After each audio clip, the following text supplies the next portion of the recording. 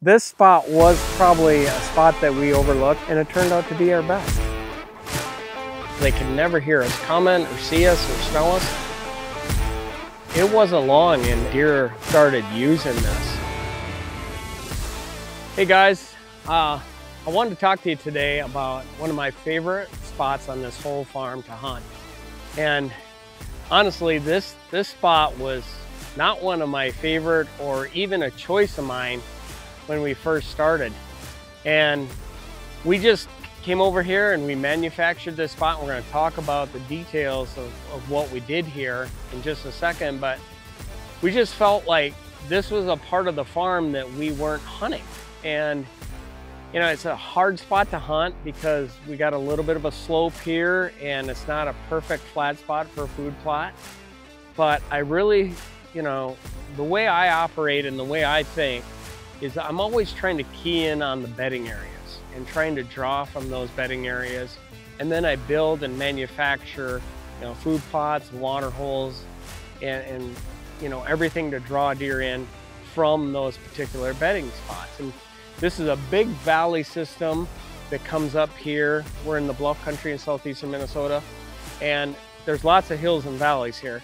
And this big valley system, I believe a lot of deer use and bed in because it has different points that shoot out high, and then a valley that is kind of thick and that they can bed in. So I really felt like this bedding area, we just weren't hunting it properly or at all. You know, it's just because of the way this terrain lays.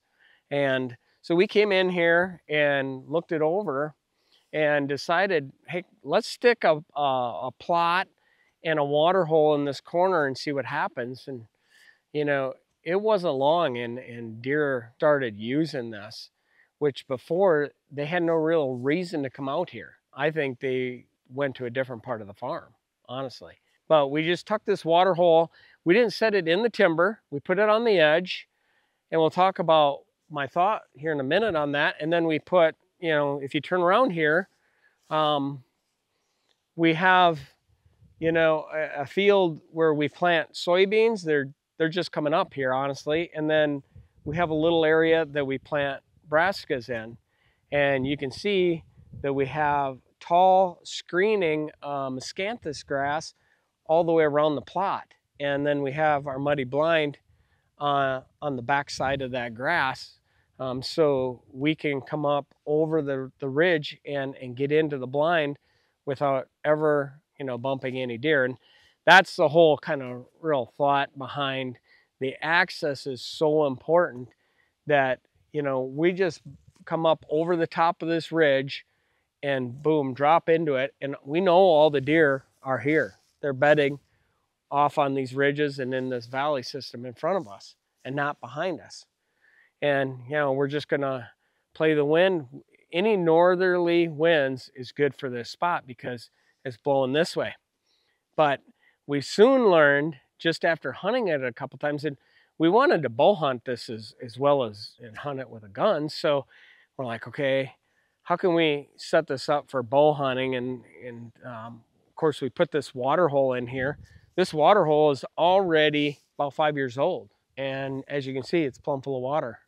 And we built that with a skid steer and just lined it with a tarp like we normally do. And yeah, it collects a lot of water. But we wanted to, you know, my thought was to set this up to not just gun hunt, but also bow hunt. And we didn't have a lot of tree selection here. And the trees that were like right here are like too close to the water hole. There's like a nice white oak there that would have been perfect, but you would have been sticking out and you would have got picked off. So I don't know if you can see it, but right back in here, we knew we want to be within bow range of the water hole, which is, you know, 25, 30 yards, you know, maximum. So we chose that tree set back in there about 20 feet back in the timber. It's a straight tree, so it's a good tree to hang on. But we put a ladder stand there, and the ladder stand was more for, we there's a couple different people that hunt here that can't really climb very well and are limited to not getting in hang-ons. So for safety purposes, we put, but it's real low and it's at eye level because of the slope. So we took 2 of our muddy stands and we hung them about another 10, 12 feet higher than the actual ladder stand. But we had to try to figure out how to use the wind to our advantage. Of course, we're using, you know, we're going through the scent-free regimen, you know, use nose jammer as well. But we also try to get the wind in our advantage as well. And because we just don't want them to ever detect us. So we decided after trial and error that a southerly, southeastern wind was the best case wind, because what it was doing is the wind was, if we get a good southeast wind, it would blow it out over the valley, and the deer, even if they came from behind us, the wind would be over the top of them.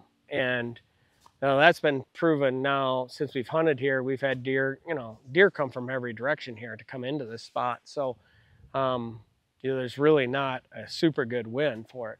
But both Brandon and I have sat here a lot. Brandon actually, on the first year we set this thing up, shot a dandy here early season, and it came in to the wind, walked right on this, there's a shelf right here, and there's a trail that is one of those, you know, interior trails that parallel the outside, and he came skirting that on that shelf and come walking into the wind, and of course walked right under Brandon and Aaron and walked right in here to get a drink. And of course we'd had that deer on stealth cam, so we had him patterned, but he was a big mature deer, you know, a 5.5-year-old deer in daylight hours, walked in here. And I believe just because we provided the water here for him, and water's such a critical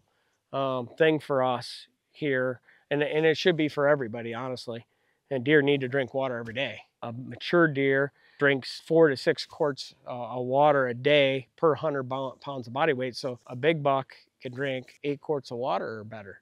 Water has just become, you know, part of our regimen in all of our setups. We use it in everything, you know, and we put it in these ponds, you know, with the skidster, and we also put in earth ponds that are more of a fiberglass line one.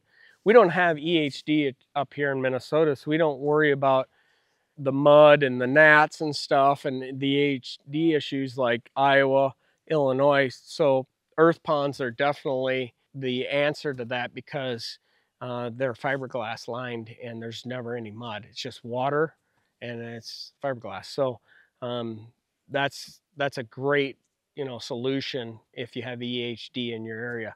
But water is such a key point, and Brandon shot that deer because of the water that year. And later that year, we had a big buck coming in, another mature buck. It was, you know, one of my hit listers, and he was coming into this. We had beans planted here, and I'm big on soybeans because soybeans are one of those food sources that late season can be, especially if we got any snow cover, can just be like, you know, knock it out of the park. The deer just pound them, especially if there's limited food availability, you know, in the area. So we fence this plot. We take a Hooyman electric fencing system, and we're going to do that today. We're gonna fence this plot off because the beans are just starting to come out. We don't want them to get overbrowsed, because if they're overbrowsed, they're not going to produce beans. So now's the time to get that electric system up.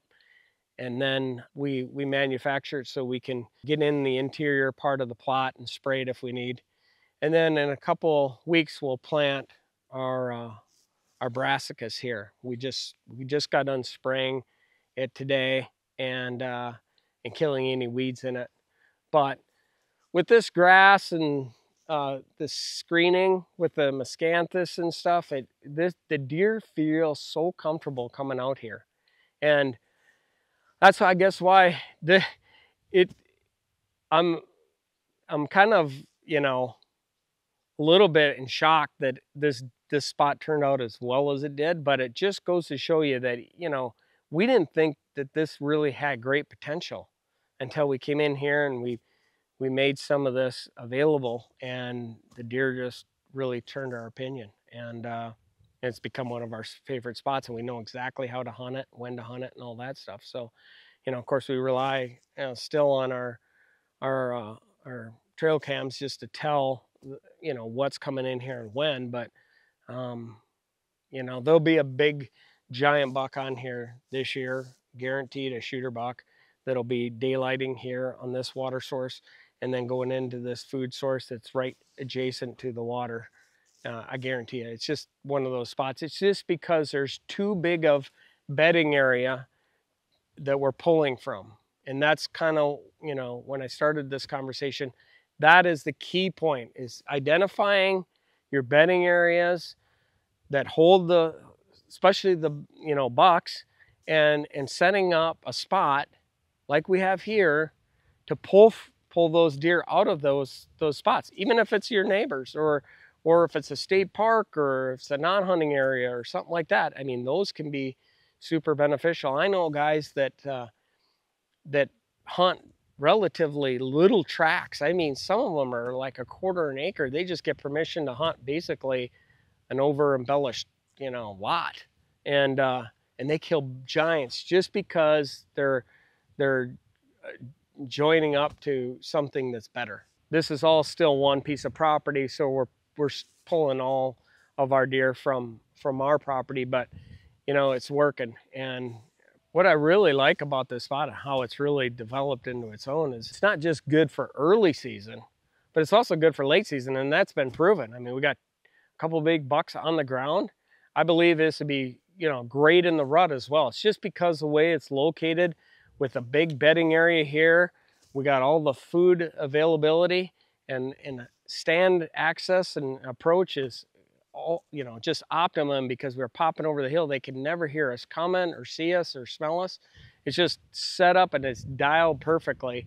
I mean, we can hunt this primarily with any different wind, you know, with the muddy blind here or the tree stand. You know, it's just goes to show you, you know, sometimes things just work out, and it did here in this spot, and just a little bit by accident, really. But I'll take it, you know. Can't wait to see what happens this year. But we got a fence to put up now, and we're gonna get this plot protected, and then wait and see what shows up this fall.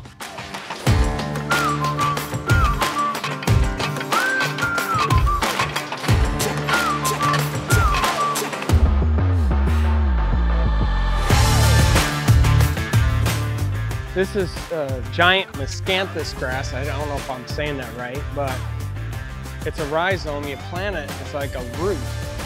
And we use a tree planter to plant it. We planted it 5 rows deep, every 20 inches or so. And you can see how thick it is. And it's just growing right now, and the best part is it comes back every year. It's not like Egyptian wheat where you gotta plant it every year. So, and it thickens as it grows every year, it gets thicker. This is our worst stand of it, and it's still great. So it's a great way to kind of protect this plot and screen it so we can get in undetected. No deer that are bedded close by can see us. Just a great way to protect all your plots. I would do this to every plot I have. When we get the Hooyman electric system, fencing system, it doesn't come with steel posts, so we go buy them at the farm store, and we buy 6.5 footers, mainly because it gives it more, you know, it's more rigid, especially on the corners where you're really pulling against the ribbon. And this plot's 1/2 acre, so we actually bought some additional ribbon as well. But I put the fiberglass post that it comes in the kit every, you know, between the steel posts.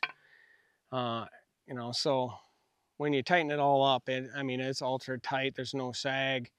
Because the deer, if they find a spot where they can slip in, whether it's a high spot or a saggy spot in the ribbon, they'll get in. So steel posts work well. You just got a little manual labor. And I must say too, you probably see this here in a second when we put the wire on it. We're using braided wire. So we reuse it every year. We just go buy a electric roll. Brandon's rolling it out right now. We buy like an extension cord roll, and then we, you know, just roll it up easy, and then we label it, and we keep the post right here under our blind. So, you know, we know the accurate count of the post, and the ribbon's already the same, you know, cut to the same length as previous years, obviously, and fits the plot perfect. So it's all kind of a system, but, you know, if we just went with a single strand, a lot of people ask me, how do you keep them out? And it's this double row system between the rows that really, honestly, is the magical formula. And I think it's a depth perception for the deer, because, you know, if it's just a single row or strand, they would just go underneath it or jump it and go through it, and then they'd be in the plot. But this, when you have a double one, and you know, you can see the height, the first one set knee high. That's our lowest outside wire, which is hot. Then the top wire is about right where your waist is. And those are both electrified. Then the back one is in between the two on the front. So, you know, they can't slip through the front row and then have easy clearance. So we split the difference, and then we put one real high, which is just, both of these can be more visual. They don't have to be electrified. We use rope, the rope that comes in the kit, because if they get zapped by this, they think automatically that's electrified. So it works good. Brandon's stringing it out. As you can see, this is our electric roll that we have here. And you could electrify all of them if you want, but you just need to put the braided one, instead of just the plain rope, you'd have to put the ones that have the wire in it. But there's no sense in it, because if they get past the first row, they should already be zapped. But we've done 3 rows in the front before, if we get, you know, a smart old doe that's figured out how to get through here, run the gauntlet. But it's funny to watch the reaction. If they get zapped, they pretty much stay clear. Even if 1 or 2 deer get in here, it's not like a herd of them. You know, 1 deer is not going to do the damage and browsing off your crops that, you know, a whole herd would do. So we're just trying to keep the masses out of the plot from over browsing, especially when that plot is, you know, in the first stages of growing, and you don't want to hurt that plant when it's developing and just starting to produce. So, and we're already fencing this area off, which is going to be brassicas, you know. Here in a couple weeks we're going to plant this, but we know we're going to protect it all, so we're just running the fence around it right now.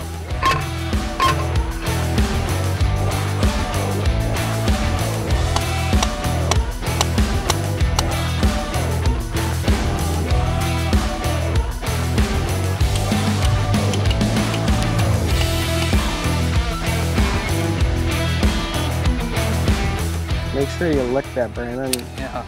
After you hook it up. I learned my lesson. I've touched it before. All right, well, there she is. It's all fenced in, and now we're just praying for rain, hoping that these beans grow. A couple weeks we'll be back to plant the brassica, and we already got that part fenced off as well. So it's all part of it. It's protecting this plots. But like I said in the beginning, you know, is it true, Brandon? This spot was probably a spot that we overlooked, and we didn't think it was going to be nothing. Oh, yeah. And it turned out to be our best. It's probably one of my favorite spots, to be honest with you. Well, right. You shot your biggest buck of all time right here. I mean, and, you know, I think a lot of people just overlook these kind of spots, these opportunities. I mean, they could be in a corner of their property or whatever, or, you know, in a spot that just doesn't have good terrain and it doesn't look like a perfect spot. But this wasn't one of those spots either, and it turned out to be one of our best. So, you know, we're gonna continue to manicure this and plant it and hunt it. So I'm excited to see what happens this fall. It should be a good one show up here. Oh yeah, it was good deer here. Here we go. Let the season begin.